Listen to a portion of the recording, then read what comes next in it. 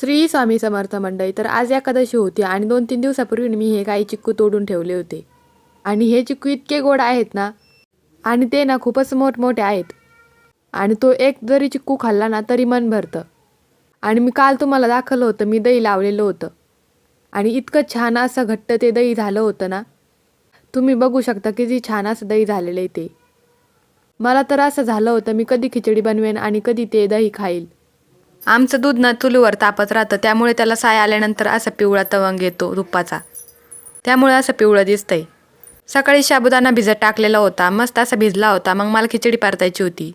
बटाटे कापून साजूक तुपामध्ये मस्त असे परतून घेतले. मस्त असा बटाटा शिजल्यानंतर त्यामध्ये हिरवी मिरची टाकली आणि भिजलेला साबुदाणा टाकला आणि भाजलेल्या शेंगदाण्यांचा कूट टाकला आणि मीठ टाकून व्यवस्थित अशी खिचडी परतून घेतली. खिचडी परतल्याबरोबरच गरमागरम खिचडी आणि मस्त असं दही खाऊन घेतलं. दही तर खूपच छान झालं होतं.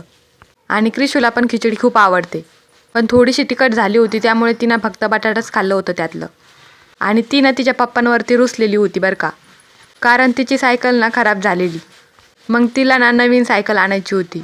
आणि 2-3 दिवसापासून ती तिच्या पप्पांना नवी सायकल सांगत होती, पण त्यांना काही टाईमच भेटला नाही. त्यामुळे ना तिच्या पप्पांबरोबर रुसलेली होती ती. मग आमच्या आजीबाईंना मेहंदी लावायची होती, मग त्यांना मेहंदी लावून दिली. तर मंडळी, चला पुन्हा भेटूयात पुढच्या व्हिडिओत.